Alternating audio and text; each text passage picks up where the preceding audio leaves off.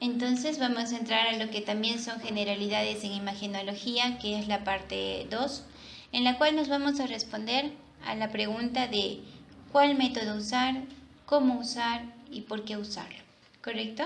Para ver más o menos todo el congreso van a haber un montón de casos en las diferentes especialidades, entonces esto es solamente una noción general porque es un montón de estudios que podemos utilizar.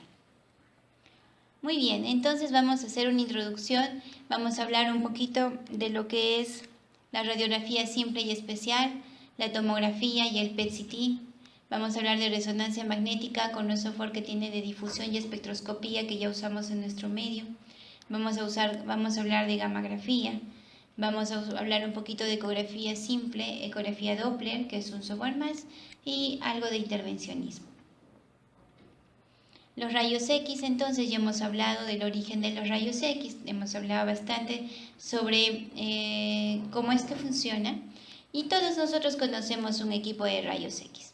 Este equipo de rayos X está conformado por un tubo de rayos X que es lo más caro e importante.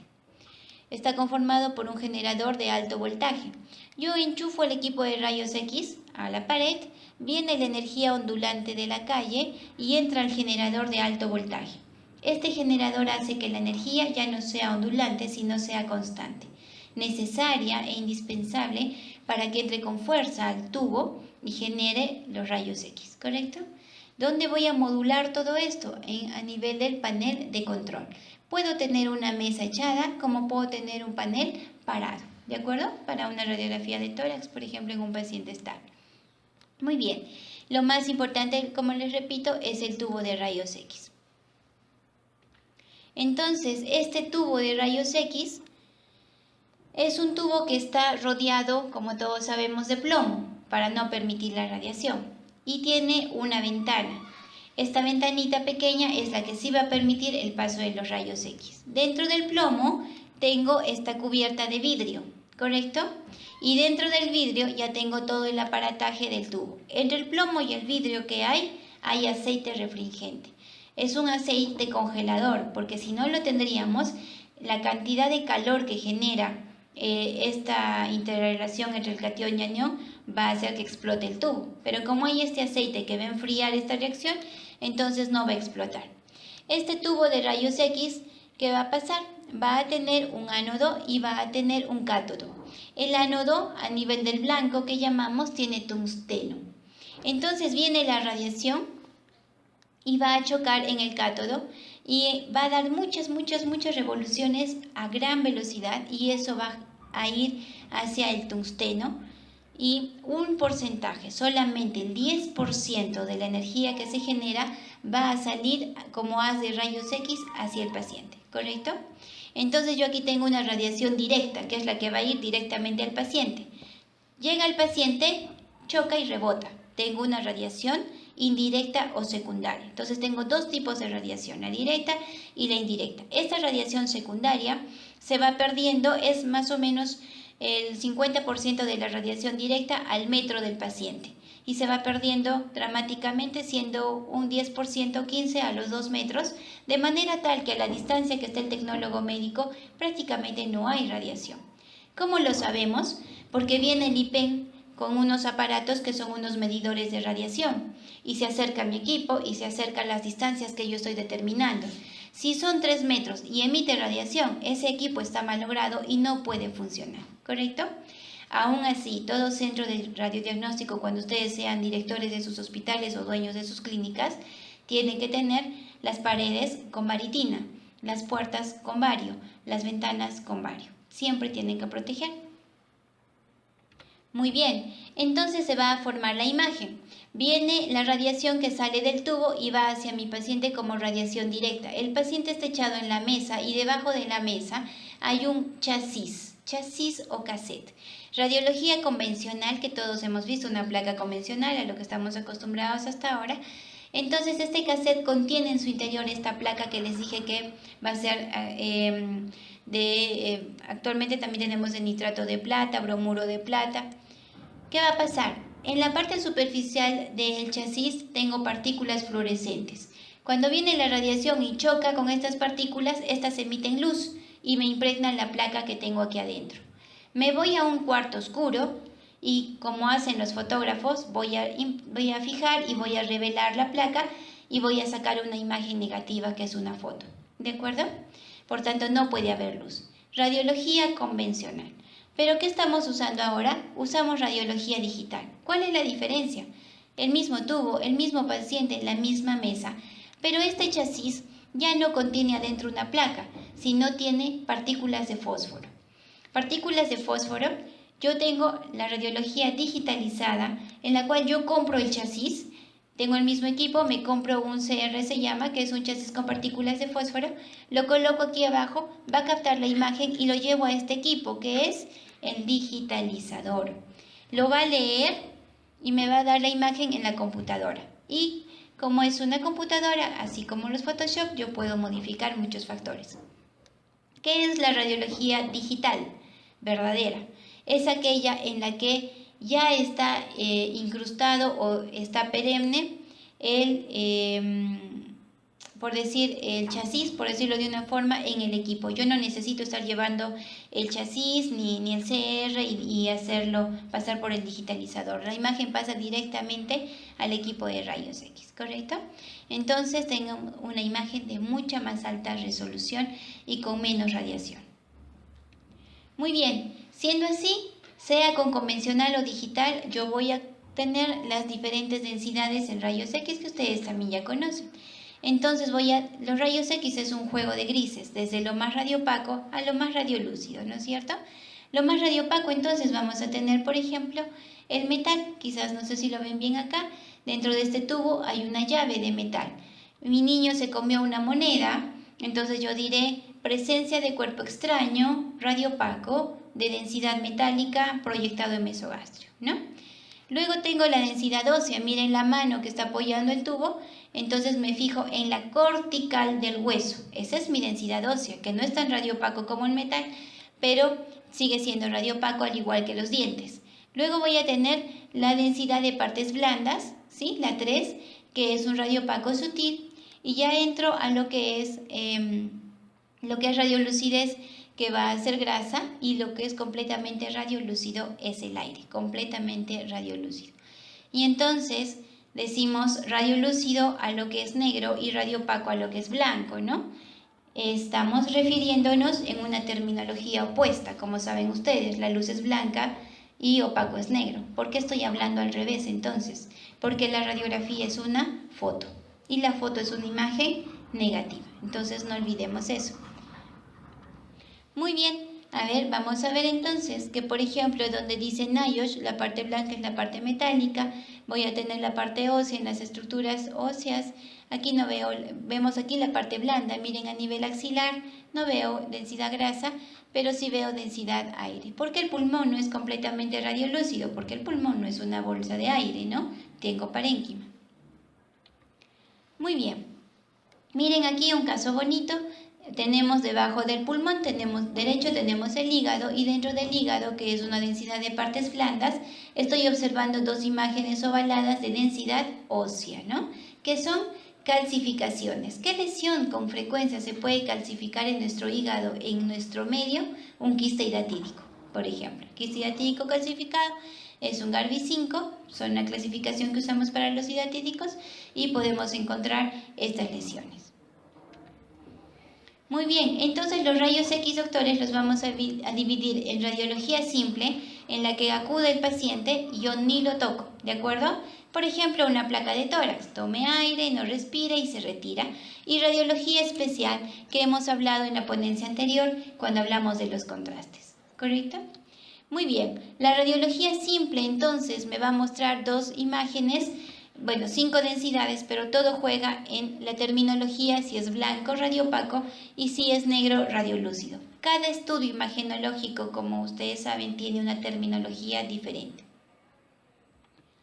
Y si yo voy a utilizar contraste, además de decir imagen radiopaca o imagen radiolúcida, tengo que hablar si encuentro una imagen de adición o una imagen de sustracción.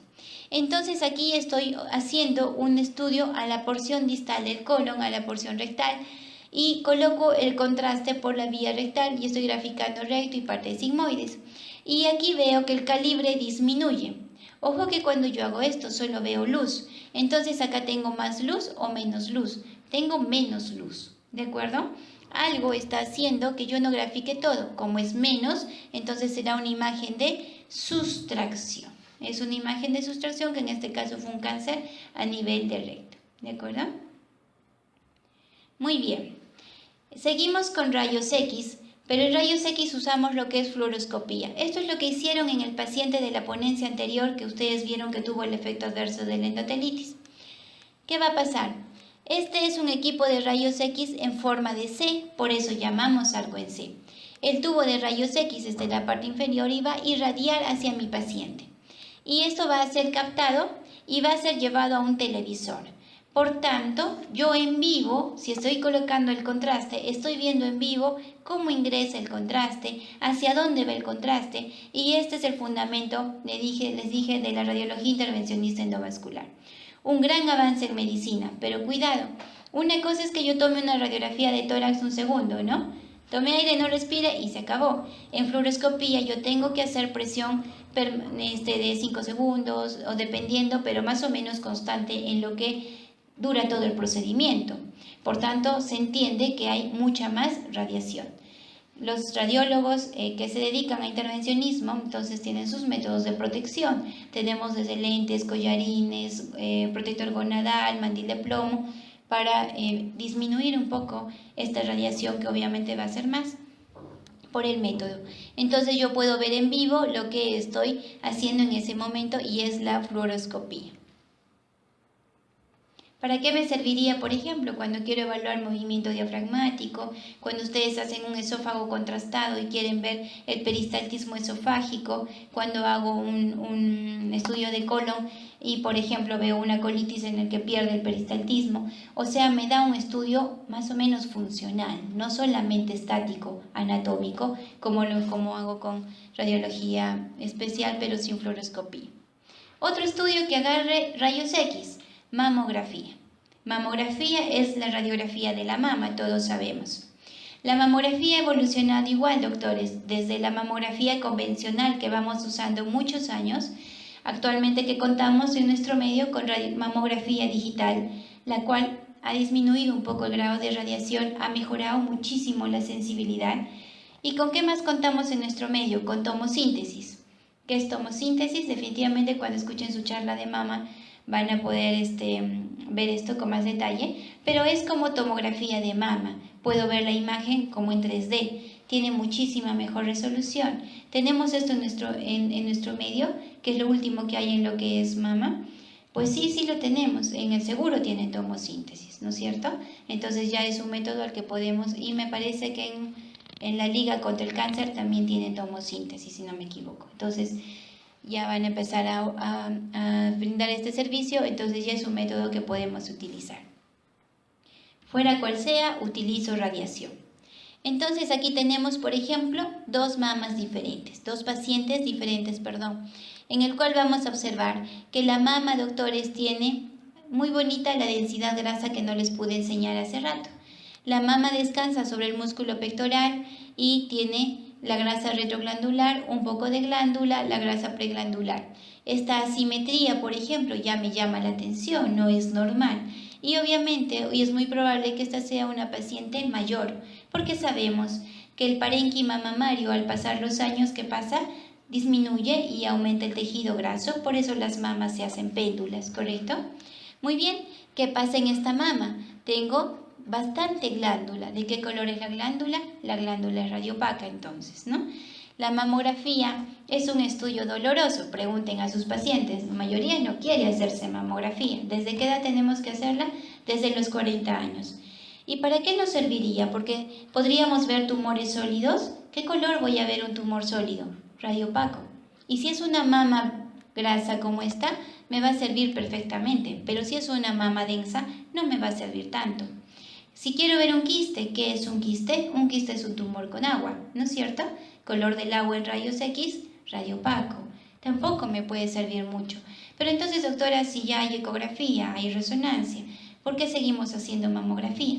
La seguimos haciendo porque es el mejor método para evaluar las microcalcificaciones que es el signo más precoz de cáncer de mama. Entonces no va a haber estudio que reemplace a la mamografía debido a las microcalcificaciones que buscamos. Sin embargo, estamos mejorando la técnica, por supuesto, porque ya tenemos radiología digital o digitalizada y tenemos tomosíntesis.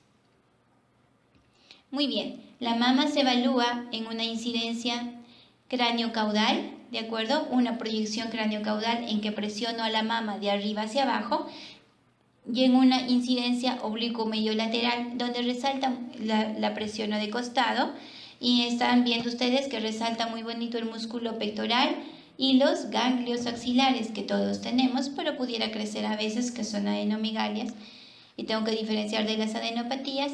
Y aquí tengo la grasa retroglandular, la glándula en sí y la grasa preglandular, y si fuera una placa de mejor calidad podría ver la piel y puedo ver la ubicación del pezón, que es muy importante también.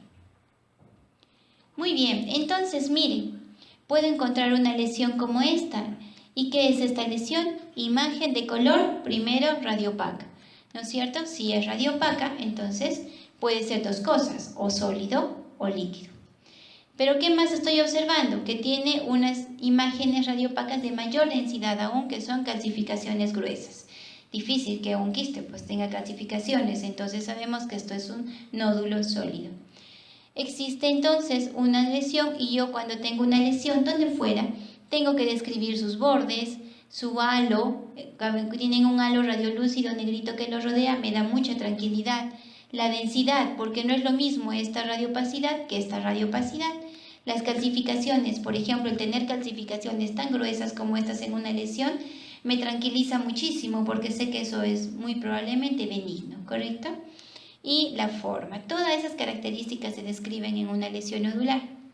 Pero que les repito, si no tuviera las calcificaciones, yo no puedo saber si esto es sólido o líquido, solo si es nódulo o masa. ¿Cuál es la diferencia entre nódulo o masa? Que el nódulo mide menos de 3 centímetros y la masa mide más de 3 centímetros. Miren aquí, otro nódulo de menor densidad, radiopaco, bordes difusos de menor densidad. ¿Qué más tiene esta paciente? Miren qué bonito se ve aquí, como una culebrita calcificada. Esos son sus vasos sanguíneos calcificados, ¿de acuerdo? Yo encuentro esto, mi mama deja de ser normal, porque deja de ser BIRAD 1, que consideramos cuando es una mama perfecta, sin nada malo, ni ningún hallazgo, y esto es un BIRAD 2. Tiene un hallazgo, pero estoy completamente segura que es benigno. Pero si me fijo en el nódulo, por ejemplo, basta que tenga un nódulo, no puede ser BIRAD 2, a menos que estuviera calcificado como el anterior. Este es un BIRAD 3. Pero cuidado, este nódulo está lobulado como un pocorcito, no es como una pelota, BIRAD 4. Y así que las características me van subiendo de categoría. ¿Cómo más puedo explorar la mama? Le hago a esta paciente una ecografía, ¿no es cierto? La ecografía de mama la puedo hacer desde la recién nacida hasta cualquier edad, puesto que no emite radiación. Y entonces en la ecografía puedo corroborar la existencia de este nódulo, que en la ecografía es oscuro, hipoecogénico, pero no tiene características de malignidad. Entonces, gracias a la ecografía que me ayuda, yo lo dejo en un BIRAD. Hasta BIRAD 2 podría bajar, ¿no? Si estamos tranquilos, sabemos que no hay otra alteración. Ambos se complementan. Pero, doctores, el screening es por mamografía, no por ecografía. Bien, para que despertemos, chicas, a ver. Vamos a pasar todo lo que es rayos X, ¿sí? Todo lo que podemos hacer con rayos X ya lo vimos. Vamos al hermano mayor de los rayos X, como siempre les digo, es la tomografía. Porque su hermano menor, los rayos X, es bidimensional, mientras la tomografía es tridimensional. Ese ha sido el gran avance y la diferencia, porque es la misma radiación. Es un tubo más sofisticado, pero funciona igual. Y además estamos creando nuevos estudios ayudados con la tomografía como el PET-CT. Entonces, tomografía es un método de diagnóstico por imágenes que también usa radiación ionizante. Ya hemos hablado todo lo sobre radiación, sus efectos, es rayos X. Pero la gran diferencia es que es un estudio tridimensional. El equipo entonces tiene un tubo de rayos X también y este va a emitir radiación y esta radiación va a girar, ya vamos a ver cómo, y lo que yo estoy observando es que la imagen ya no va a una placa, a un chasis, va a ir a unos detectores que están aquí, y estos detectores lo van a mandar la imagen a un monitor, ¿correcto? ¿Cómo se llama el túnel donde ingresamos al paciente de tomografía? Se llama gantry. ¿Y cómo funciona actualmente? Dentro del gantry yo tengo como una dona, tengo el tubo de rayos X. Tubo de rayos X que va a girar como espiral. Motivo por el cual actualmente nosotros hablamos de TEM. ¿Qué es TEM? Tomografía espiral multicorte. Entonces nosotros podemos ver aquí, a ver, ojalá que corra, cómo es que este tubo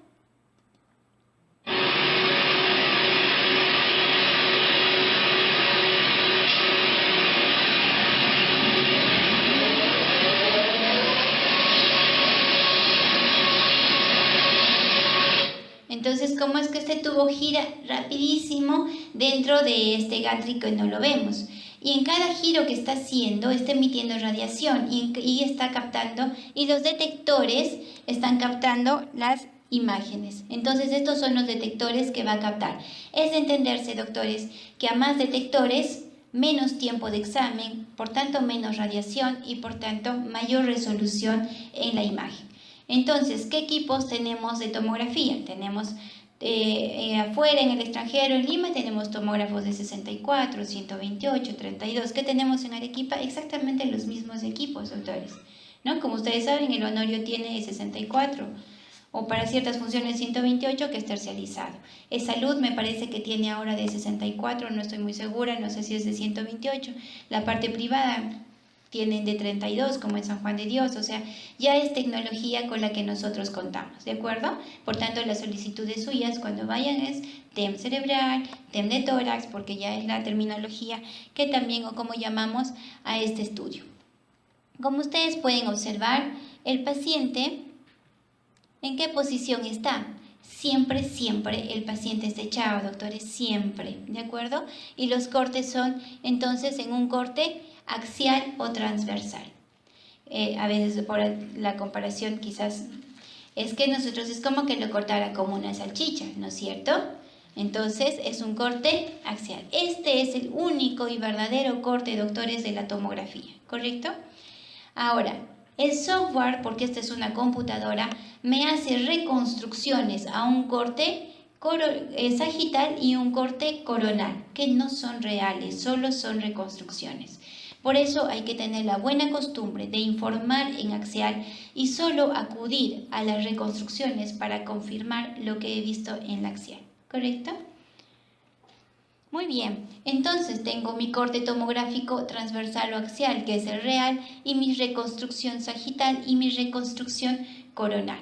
El corte axial siempre es cráneo caudal, doctores, de arriba hacia abajo, excepto el cerebro, que es caudo craneal. El corte, la reconstrucción sagital siempre es de derecha a izquierda y la reconstrucción coronal siempre es de adelante hacia atrás. La tomografía les puede hacer la siguiente pregunta. ¿Qué es, doctor, lo que usted quiere observar? Y entonces, según lo que ustedes quieran observar, el tomógrafo va a sustraer ciertas estructuras para resaltar lo que nosotros queremos. Eso se llama ventanas tomográficas. ¿Qué ventanas tenemos? Por ejemplo, tengo la ventana ósea, que la puedo usar en cualquier parte del cuerpo, y ustedes están viendo, miren qué rico detalle a nivel del fémur distal y a nivel de la rótula. Ojo que estamos viendo la parte ósea, no estoy viendo con gran detalle la parte muscular, tendínea, bolsas sinoviales, puesto que si veo bien con rayos X los huesos, lo voy a ver mucho más con tomografía. La ventana parenquimal, por ejemplo, la utilizo en el cráneo, en el cerebro, perdónenme. Este cerebro está rodeado de cráneo, pero yo no quiero, no es mi interés ver cráneo en este momento, por eso es que el hueso lo pone de color hiperdenso, no lo resalta, lo sustrae de alguna forma para resaltar el parénquima. En tórax manejo la ventana mediastínica y la ventana pulmonar. La ventana mediastínica es aquella en la que no veo parénquima pulmonar, pero sí veo los vasos, el corazón, los ganglios, que es mi interés en esa ventana, y me permite ver pleura. Y la ventana pulmonar, miren, de una forma me sustrae la parte mediastínica porque lo que me importa es ver los parénquimas. Y finalmente la ventana de partes blandas, que la uso en abdomen, que la puedo usar también para poder ver extremidades, etcétera, en cualquier parte del cuerpo. Esas son las ventanas. Sin embargo, yo pido una tomografía cerebral en un paciente que tiene un TEC, ¿no es cierto? Un traumatismo encefalocraniano. Y es mi curiosidad también saber si además tiene una fractura. Entonces, ¿cómo voy a pedir? TEM cerebral. Si ustedes solo piden TEM cerebral, por protocolo solo les viene la ventana parenquimal. Pero yo quiero saber si además tiene fractura, yo debo escribir TEM cerebral con ventana ósea. Entonces, por eso rige la importancia que conozcamos estas cosas, porque a veces yo pongo TEM cerebral y luego digo, pero no sé, no está completo el estudio. No lo pedí completo, que es diferente, ¿correcto? Cuando yo tengo una pancreatitis debo poner foco en páncreas, porque el tecnólogo médico no tiene por qué saber exactamente qué tiene su paciente. Entonces va a ser un estudio general y ustedes deben enfocar mejor según con las órdenes o con las solicitudes.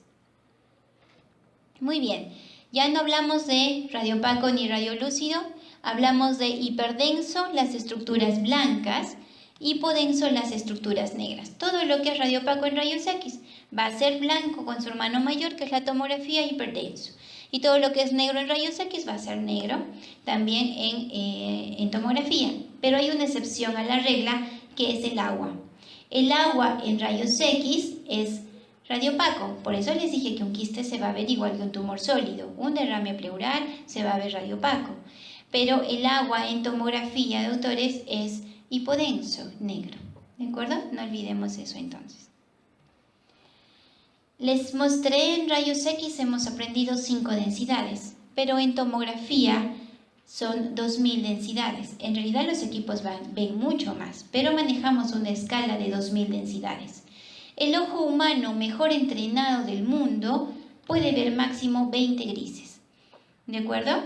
Entonces, pues nosotros que estamos de pronto todos los días con esto, podríamos ver 12, 15, pero una persona que no es su día a día los grises, puede ver 8. ¿Cómo vamos a medir los 1000 grises? Entonces usamos la escala de Hansfield, escala que va del más 1000 al menos 1000, pasando por el 0.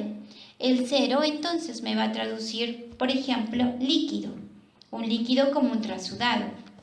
Si este líquido se va haciendo más denso, como un exudado, ya voy a esperar un 25 quizás de unidad Hansfield.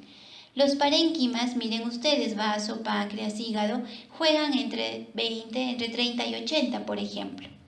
El hueso juega entre 100 y 600. En realidad, más que todo es entre 400 y 600, ¿sí? Gracias a esto, por ejemplo, se hacen estudios de densidad ósea.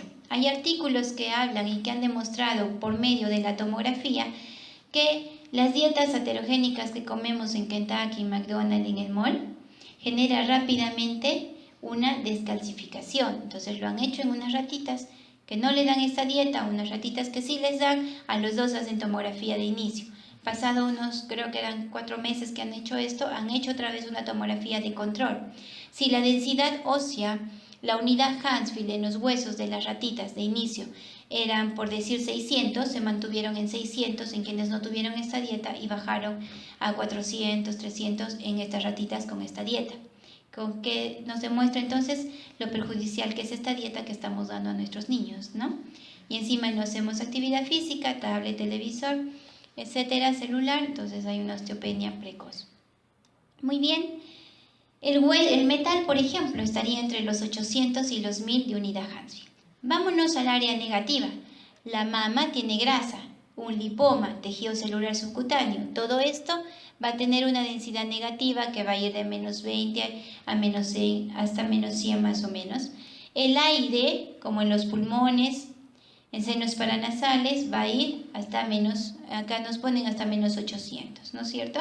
Entonces yo ya tengo que conocer esta escala de autores para ver más o menos de qué densidad es la lesión que estoy viendo. ¿Por qué? Un lipoma, un nódulo y quizás un quiste complicado. Los 3 van a ser exactamente del mismo color. Entonces, si yo no uso la escala de Hansfield, me dificulta mucho para mí poder diferenciar. Aquí juega mucho a veces todavía porque dependemos del tecnólogo médico que ponga las imágenes que le agrada o que considera pertinentes. A veces no nos ponen la escala Hansfield, entonces realmente baja mucho la utilidad de ese estudio, ¿no? Tenemos que solicitarlo nosotros y podemos poder diferenciar mejor las lesiones. Muy bien. Tomografía es una computadora, ¿sí? Y así como ustedes hacen maravillas con sus fotos, también en tomografía podemos hacer maravillas.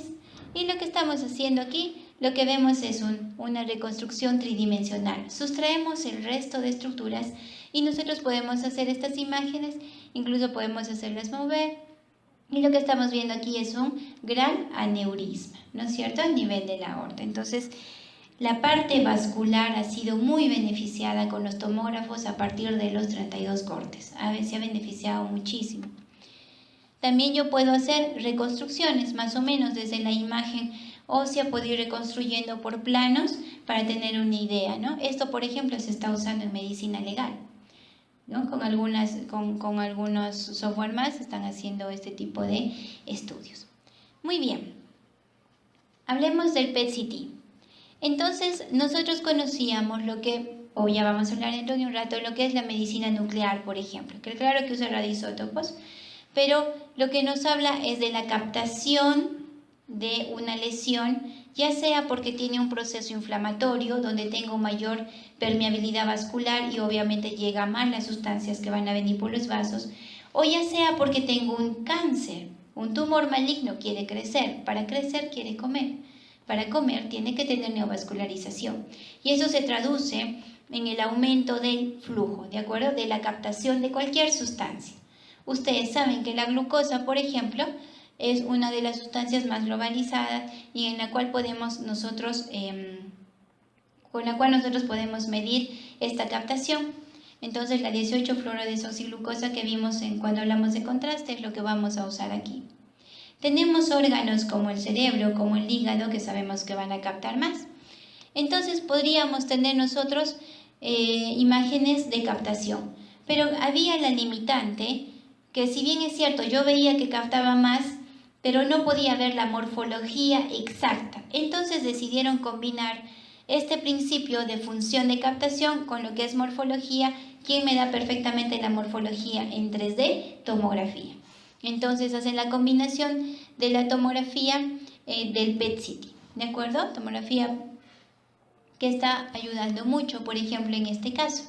Miren, en este caso nosotros tenemos una esplenomegalia, un vaso bastante grande. En realidad se trataba de una paciente que tenía un cáncer endometrial. Y curiosamente la paciente, cuando solamente hacíamos la tomografía, ya podíamos ver una lesión nodular. Obviamente ya sospechábamos en una metástasis. Pero cuando nosotros hacemos el PET-CT, nos traduce la verdadera extensión de esta lesión tumoral. Porque antes de haber alteración morfológica obvia, ¿qué va a haber? Alteración funcional. Entonces lo ideal para nosotros es captar las lesiones en estas fases previas y no necesariamente esperar o creer lo que vemos solamente en la tomografía.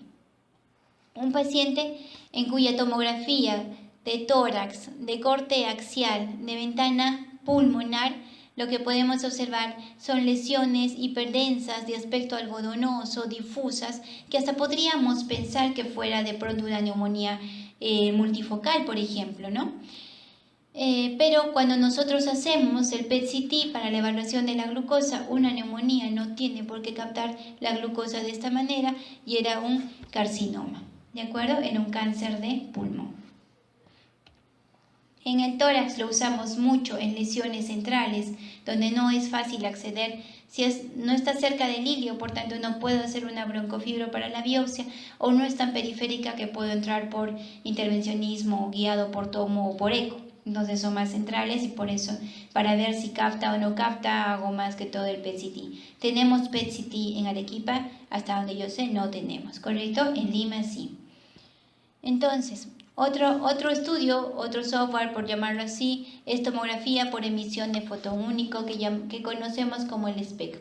Entonces, el SPECT también tiene la función o el principio de la perfusión, que nosotros vamos a inyectar en este caso el tecnesio 99 y vamos a ver cómo determinadas estructuras o lesiones, generalmente se usa más que todo esto a nivel de perfusión cerebral. Neurología y psiquiatría ha dado una gran revolución gracias a los hallazgos en este estudio. Vamos a ver cómo está la perfusión de estos receptores. ¿Para qué me sirve, doctores? Este es un SPEC normal y el SPEC normal entonces me está dando un mapeo de las áreas de captación. Estas áreas de captación va a ser también según estímulos. Yo puedo estimular algún movimiento de un brazo, sueño, alguna actividad y va a captar a nivel cerebral. ¿No es cierto? Es así como antiguamente, bueno, se han descubierto área de Broca, área de Wernicke, etc. Pero gracias a este estudio está cambiando un poco estas imágenes porque se están descubriendo nuevas áreas, ¿de acuerdo? Pero también nos está sirviendo mucho, doctores, en el área médico-legal. Porque miren aquí, esto es la captación cerebral, ya no en color, pero es una captación cerebral normal. Y ustedes saben que, sobre todo en el extranjero, tenemos muchas enfermedades crónicas o situaciones que llevan a muerte cerebral, ¿de acuerdo? El paciente está en UCI, está intubado y lo están manteniendo vivo de forma artificial, podríamos decir. Pero ¿cómo ustedes como médicos determinan que ese paciente sea desintubado y ya se lleve al deceso completo? Ustedes no podrían, ¿no?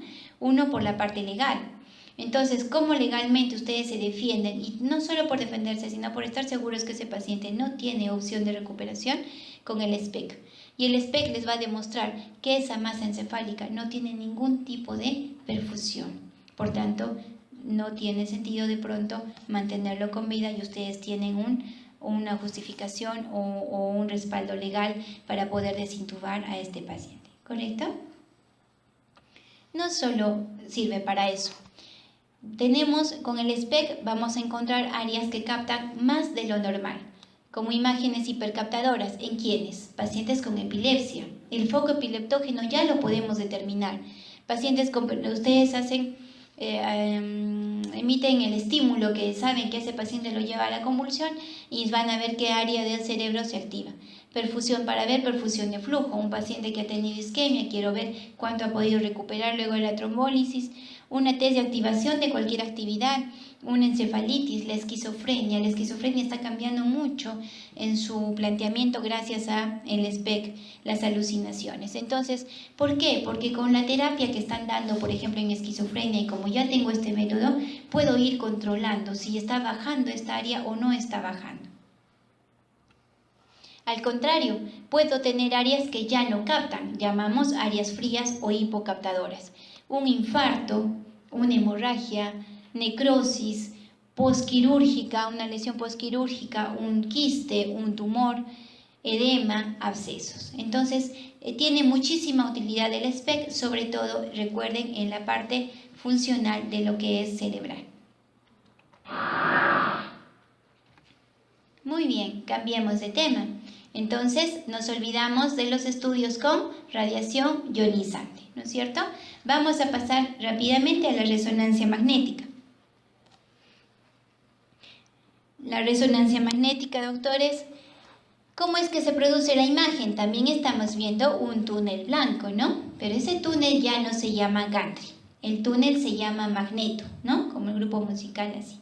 Este magneto tiene en su interior, va a tener en su interior pues magnetismo.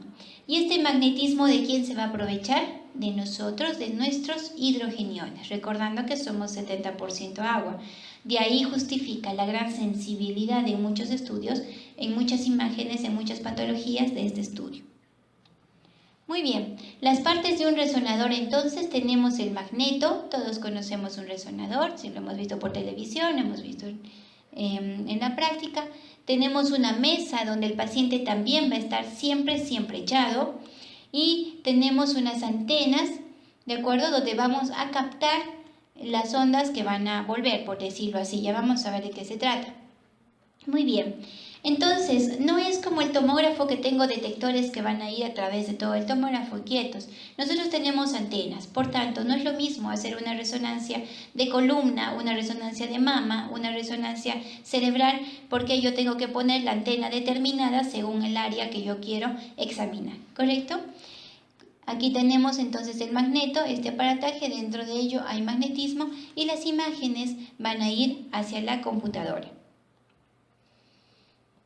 ¿Cómo es que funciona entonces esto? Nosotros vamos a introducir al paciente, un paciente que normalmente en este momento va a estar con todos sus hidrogeniones desordenados. Cualquiera de nosotros, en este momento nuestros hidrogeniones están desordenados. Como nos introducen en el magneto, entonces estos hidrogeniones van a girar de manera tal que se van a poner en paralelo o antiparalelo, pero todos ordenados, ¿correcto? Posteriormente, el tecnólogo médico desde su cabina va a emitir una onda de radiación, una onda que va a ser, siempre hago esta analogía, es como una guerra, los soldados en una guerra, ¿de acuerdo? Emite esta onda y todos los soldados se van a caer, pero no todos los soldados están muertos, no todos están cojos, no todos están mancos, están en diferente estado y por tanto como todavía hay magnetismo, ¿qué van a querer? Van a querer pararse de nuevo. Y al pararse de nuevo van a emitir esa onda que va a ser captada por la antena, va otra vez a la computadora y podemos procesar las imágenes. Retiramos al paciente del magneto y sus hidrogeniones vuelven a estar desordenados, ¿correcto? Sus protones. Y no le pasó nada a mi paciente.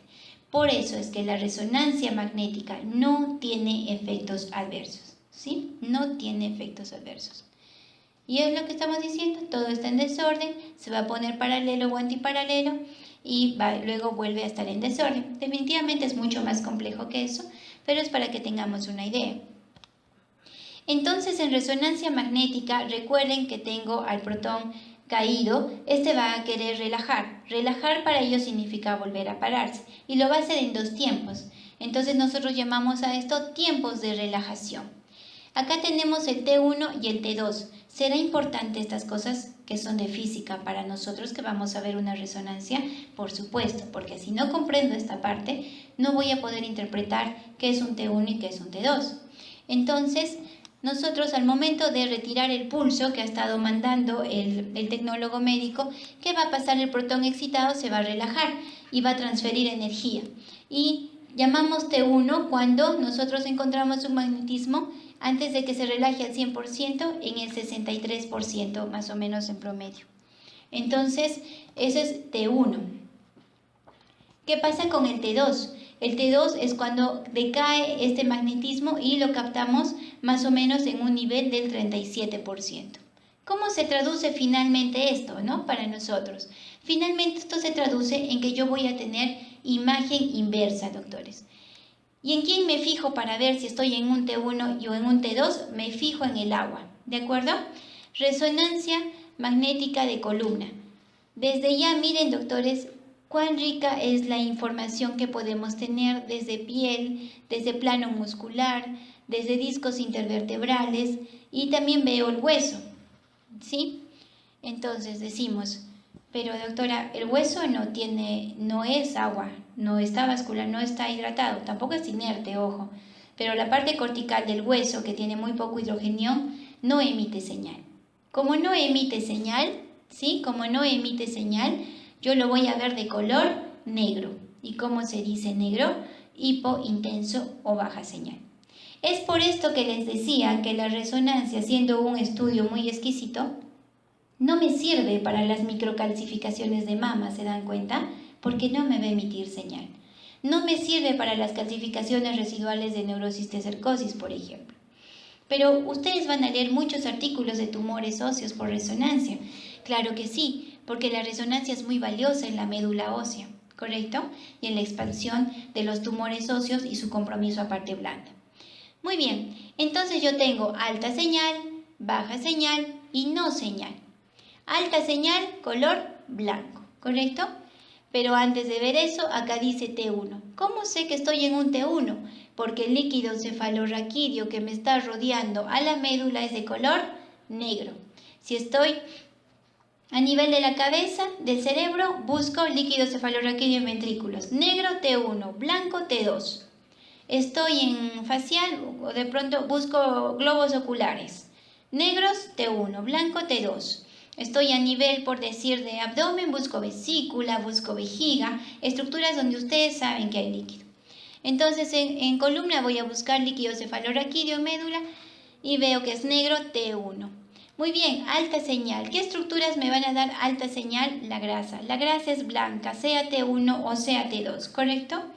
T1 o T2, por ejemplo, Entonces, ¿qué me dice? Que esta tumoración que yo estoy viendo acá tiene que ser de densidad grasa.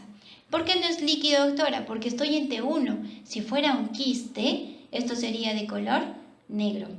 Si fuera un tumor sólido, yo no he colocado contraste. Entonces, ¿por qué está blanco? ¿No es cierto? Muy bien.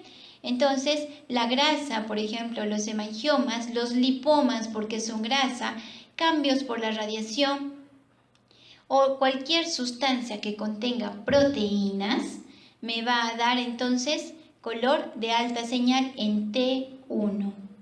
Baja señal que voy a ver la cortical ósea, puedo ver una necrosis vascular, tumores, ¿no es cierto? Que no le he colocado todavía contraste, algunas calcificaciones, pero no me va a dar señal como norma las calcificaciones, el aire, los tendones. Muy bien, ¿ahora qué pasó? Ahora tengo un T2. ¿Cómo lo sé? Líquido cefalorraquídeo blanco, ¿correcto? Líquido cefalorraquídeo blanco. Entonces rápidamente sé, miren, entre cuerpo vertebral y cuerpo vertebral, ¿qué tengo? Los discos. Y los discos tienen que estar hidratados. Pasan los años, los discos se deshidratan, por eso bajamos de talla, ¿no es cierto? Y aquí yo puedo evaluar la deshidratación de los discos. Entonces, en alta señal, ¿qué voy a tener de alta señal en un T2? Obviamente todo lo que tenga agua, ¿sí? Todo lo que tenga agua, fluido sinovial, hemangiomas, edemas, la vejiga, todo donde encuentre agua. Baja señal prácticamente es lo mismo que hemos visto en el otro lado y no señal, las calcificaciones, esto no me va a dar señal en ninguna fase. Muy bien, entonces tengo que tener cuidado de no confundir el T2 con el uso de contraste, ¿sí? El contraste, ya hablamos del contraste, hemos hablado del gadolíneo, cómo está formado, sus efectos adversos. Y aquí estoy viendo, a ver, esto es una resonancia a nivel cerebral de corte transversal. ¿Qué diferencia tiene, doctores, con la tomografía? Miren cómo yo veo la grasa del cuero cabelludo, que es la imagen hiperdensa periférica, ¿sí? Cosa que yo no veía en tomografía, y el cuero cabelludo es grasa, por eso lo veo. ¿Están viendo ustedes el cráneo? No, estoy viendo quizás la parte media de este hueso plano, pero la parte cortical no la veo, no emite señal, ¿correcto? Y aquí estoy viendo con muchísimo más detalle el parénquima, más detalle que la tomografía. Como el líquido cefalorraquídeo es blanco, estoy en un T2. Líquido cefalorraquídeo negro, estoy en un T1. Vamos a una parte posterior aquí para practicar de la columna, en un corte transversal. Lo que estoy viendo aquí, la médula ósea, que la estoy viendo en blanquito, ¿de acuerdo? Pero me voy aquí a la columna. ¿Mi líquido cefalorraquídeo es blanco o está oscuro? Oscuro, por tanto es un T1, ¿de acuerdo? Entonces, pero doctora, ¿por qué veo aquí los vasos más hiperintensos? Porque tengo contraste. Entonces el contraste me va a pintar solo vascularización, perfusión, tumores, vasos. No me va a pintar el líquido cefalorraquídeo, por ejemplo. Y aquí tengo, ¿sí? Lo mismo. Y aquí que estoy viendo que el líquido cefalorraquídeo, ojo que este es cuerpo vertebral, las láminas, y el líquido cefalorraquídeo es blanco, ¿sí? Entonces, T2, ¿sí? No nos confundamos o tratemos más o menos de poder ver eso. Resonancia magnética no solo es T1, T2. Como equipo de cómputo que es, tiene mucho software, unos programas que ya, bueno, ya es más de especialidad de pronto, pero que me permite resaltar ciertas estructuras y poder dar un mejor diagnóstico. O sea, tenemos mucho software, cada resonador tiene particularidades. Uno de ellos, por ejemplo, es la secuencia STIR, ¿no es cierto? Ya no son de base, pero la secuencia STIR me sirve mucho para ver músculo esquelético. ¿Y qué va a hacer el STIR? Me va a suprimir la grasa, me va a eliminar la grasa y por tanto de la médula ósea, y yo puedo ver mucho mejor o podría ver las lesiones que son de la parte cortical. Miren un T1 normal y un STIR, entonces me resalta la parte ósea porque me está suprimiendo la grasa de la médula ósea. Tengo secuencias como el FLAIR. El FLAIR lo uso, por ejemplo, en el cerebro. ¿Qué me hace? Elimina la señal del líquido cefalorraquídeo y eso hace que yo no confunda el líquido con las lesiones periventriculares, como tiene en este caso nuestro paciente, que tiene una esclerosis múltiple. ¿de acuerdo? Una patología degenerativa que lo veo muy bonito en el FLAR y podría confundirlo. En este caso T2 porque el líquido cefalorraquídeo es blanco. Tengo secuencia ecogradiente, que sirve cuando yo quiero retirar o es una estructura muy inhomogénea o por el campo magnético, como las hemorragias, como las calcificaciones. Bueno, nuevamente terminología, ya es diferente.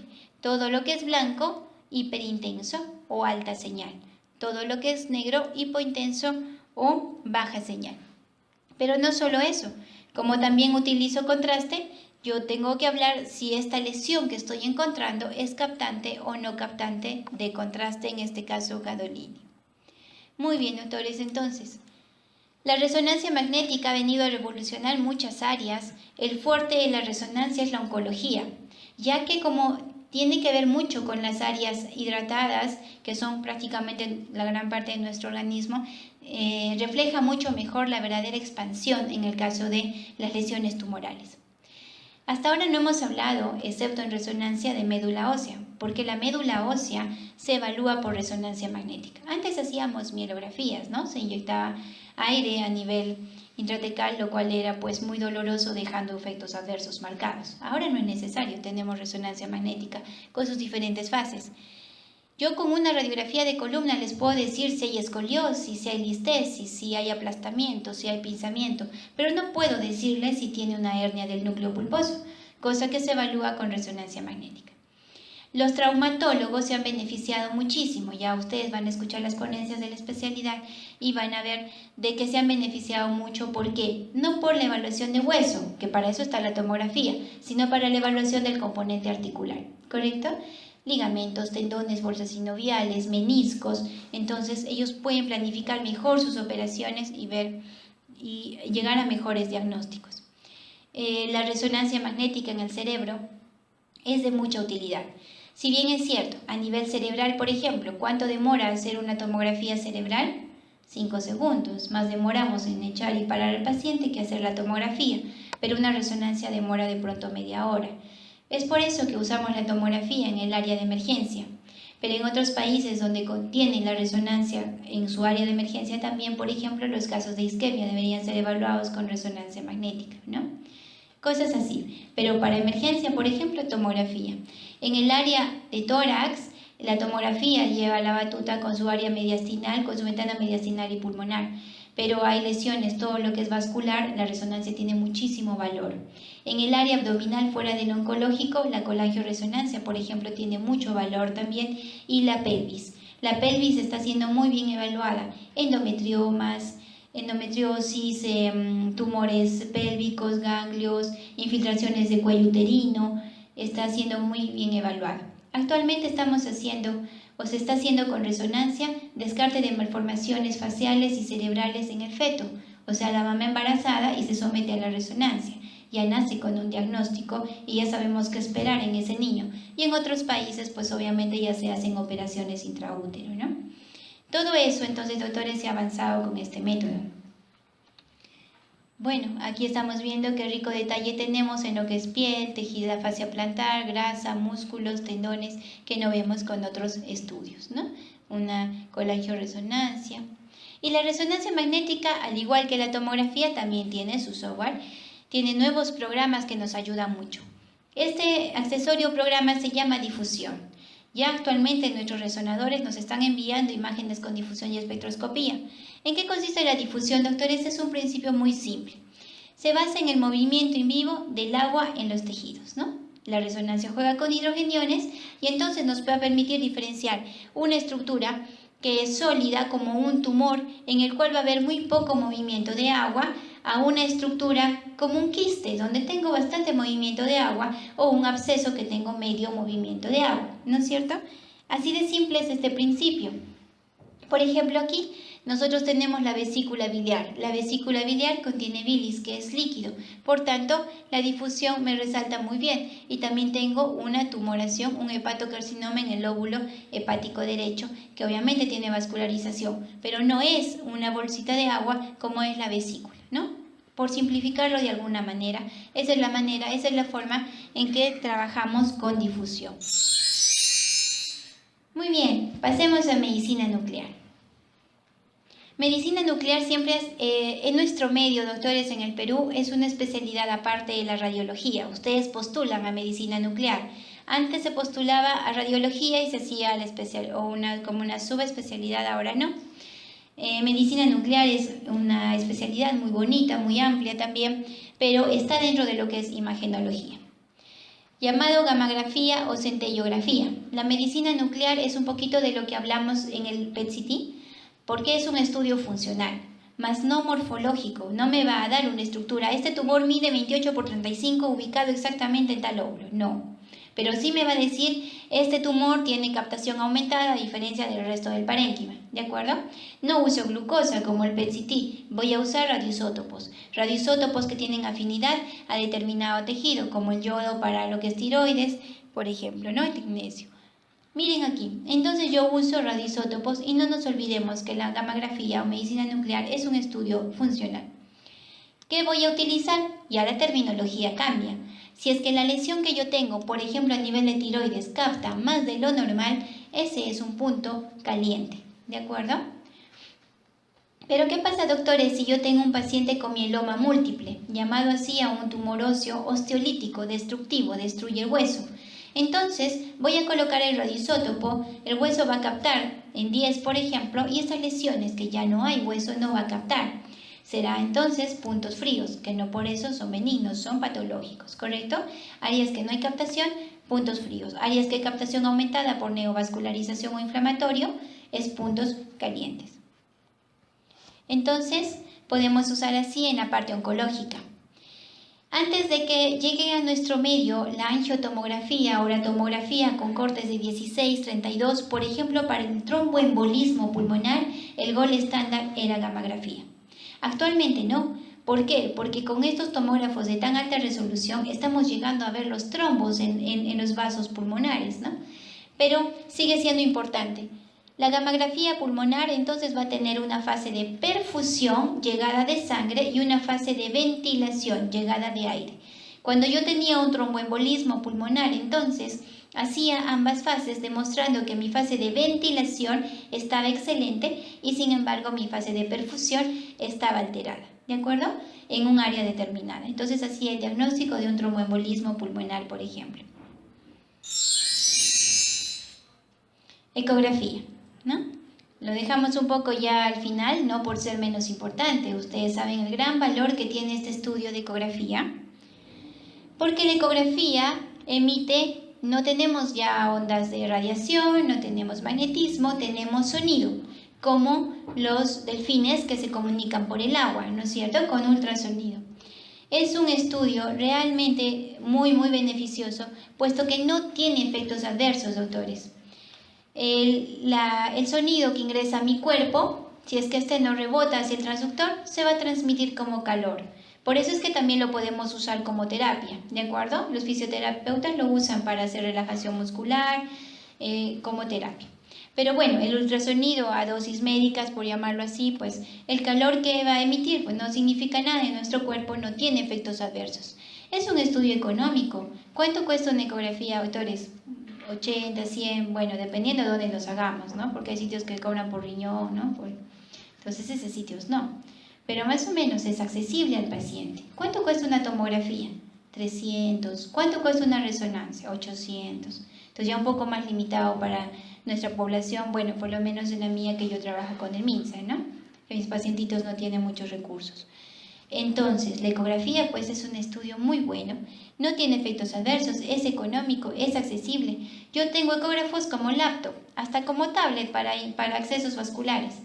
Y puedo ir con mi tomógrafo, con mi ecógrafo a cualquier lugar, a trauma shock, a UCI, a UCI, no tengo que movilizar al paciente. Muy bien. Y entonces este es el tremendo equipo de ecógrafo, que es una computadora, su mesita, la computadora, que puede ser, les repito, como una laptop, tan pequeña y no por eso menos eficiente, puesto que lo más importante es estos equipos que ustedes conocen, que va al paciente y se llaman transductores.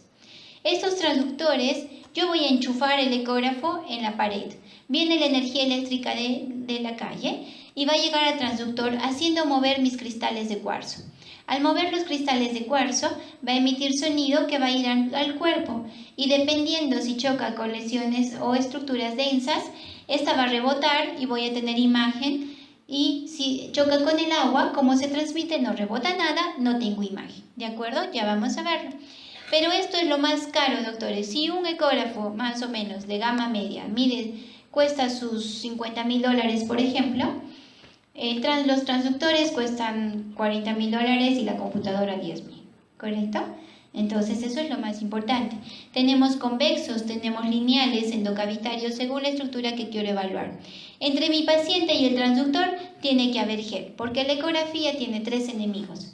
El aire, que no me permite pasar los ecos, la grasa, paciente obeso es difícil de evaluar, si es que quiero ver profundo o detrás de ella, y el operador. Hacer un estudio sin efectos adversos y económico y accesible, lamentablemente hay mucho mal uso de la ecografía generando mucho daño a la población. No porque tenga efecto adverso, sino por un mal diagnóstico. Entonces, con ecografía, entre el paciente y el transductor pongo gel y yo puedo evaluar desde estructuras abdominales hasta estructuras de partes blandas, como por ejemplo el cerebro. ¿En quién voy a ver el cerebro? En un bebé que tiene la fontanela anterior todavía permeable. Puedo evaluar ojo, puedo evaluar parótidas, tiroides, submandibulares, puedo evaluar ganglios, vasos, corazón, ecocardiografía, que en nuestro medio es campo de los cardiólogos.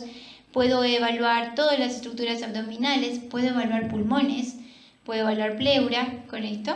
Pero doctora, ¿cómo voy a evaluar pulmones? Entonces, el pulmón tiene aire y es enemigo de la ecografía. Pero si yo tengo un quiste en el pulmón y es periférico, sí lo voy a poder ver, o un tumor, ¿de acuerdo? Y la ecografía entonces viene el sonido. De mi transductor viene el sonido y choca con mi cálculo en la vesícula. Miren, la vesícula en una bolsita con agua. ¿Qué color es el agua en ecografía? Negro, anecogénico.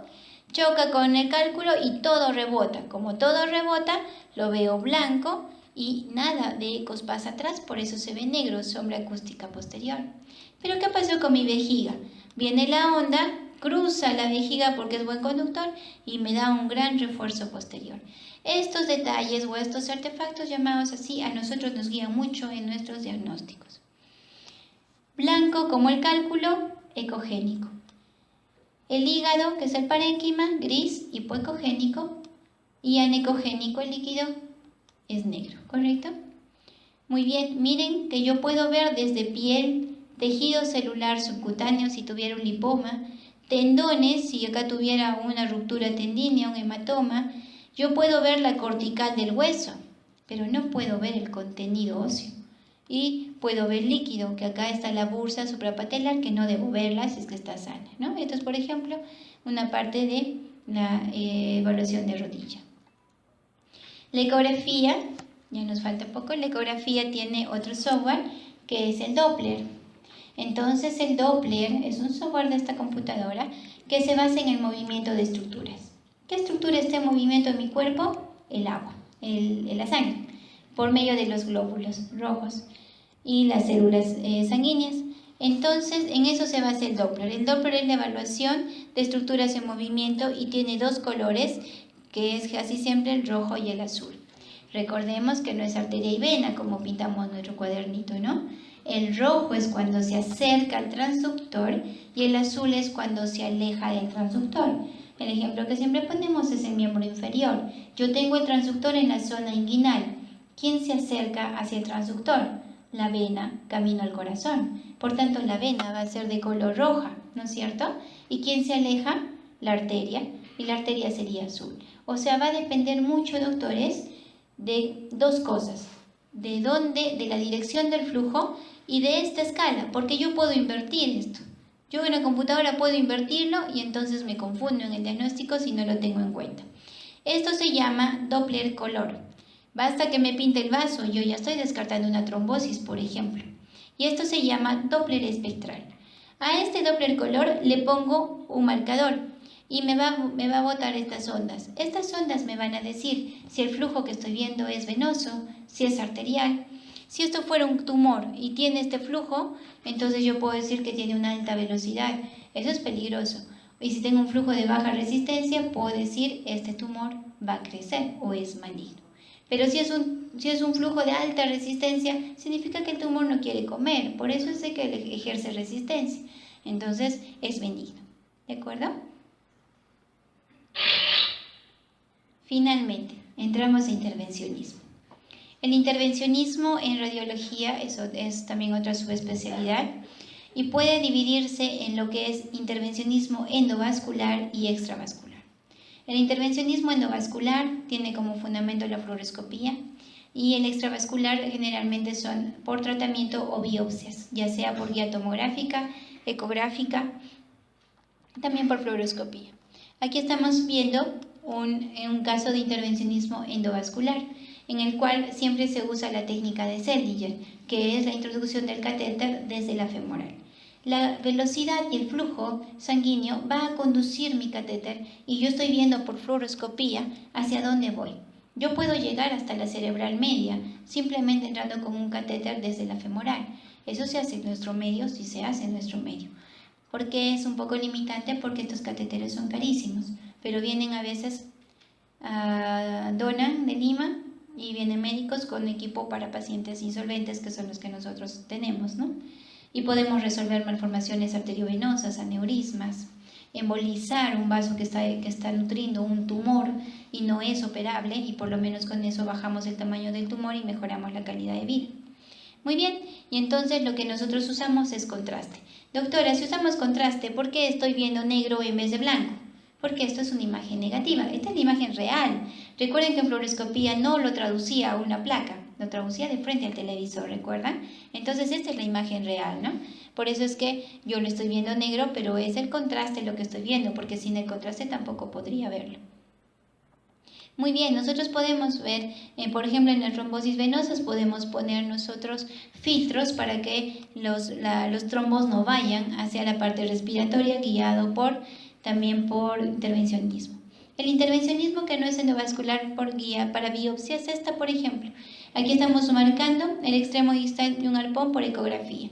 Yo hago ecografía de mama, tengo piel, tengo tejido graso, parénquima y encuentro una lesión. Y miren, yo estoy viendo cómo ingresa mi aguja en el momento que lo estoy haciendo hacia la lesión que yo quiero ver y puedo ver la profundidad.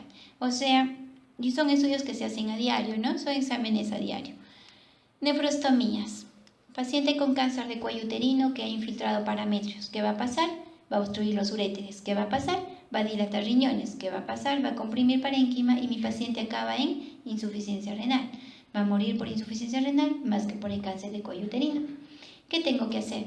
Si mi paciente ya está en este grado o alguna uropatía obstructiva que no puedo resolver, entonces por vía cutánea ingreso observando por fluoroscopía con contraste. He colocado contraste a mi riñoncito de pronto porque ya es una paciente que vamos a drenar, y voy a introducir el catéter a la pelvis renal y este catéter lo voy a fijar a la piel y entonces mi paciente va a orinar por medio del catéter y por lo menos le doy calidad de vida en lo que resolvemos el problema de cuello uterino, si es que tiene resolución, ¿no es cierto?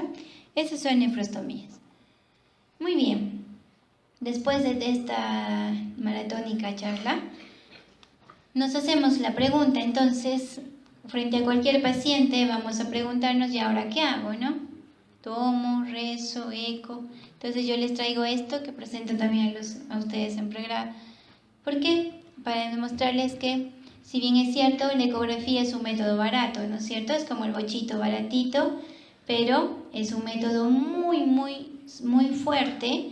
O sea, me puedo agarrar de él si es que lo hace una persona bien capacitada. El único problema de la ecografía es que es operador dependiente, pero es un método económico. Si yo quiero ir a la playa, llego a la playa con mi bochito, ¿no es cierto? Igual puedo llegar al diagnóstico. No me gasto mucho porque no come mucha gasolina, ¿sí? Y no me lleva mucho error tampoco, ¿no? Si me choco, tiene la latadura, ¿no es cierto? A diferencia de nuestros 4x4 actuales.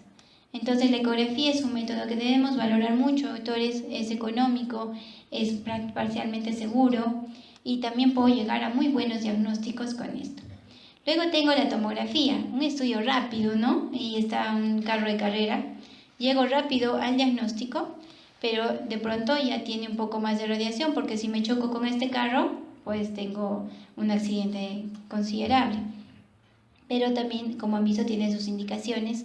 Y finalmente, si tengo plata, voy en mi 4x4, ¿no es cierto? Es un carro mucho más seguro por su sensibilidad, pero no siempre accesible, y también tiene determinadas indicaciones, que vamos a ir viéndolas en el transcurso de este congreso con las diferentes especialistas que van a venir a compartir sus conocimientos. Eso sería todo. Gracias. ¿Alguna pregunta?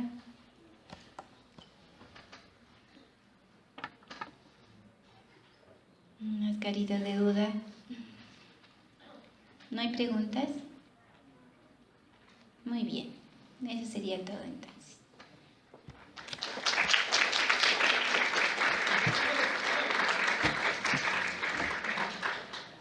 Estamos con la hora, ¿no? De justo 10 para las... Ahora vamos a break. Bueno, agradecemos a la doctora Ana Vargas por la excelente ponencia. A continuación vamos a tener un pequeño break en la parte de afuera y vamos a retomar las ponencias a las 11:20. Los esperamos a esa hora, por favor, en punto.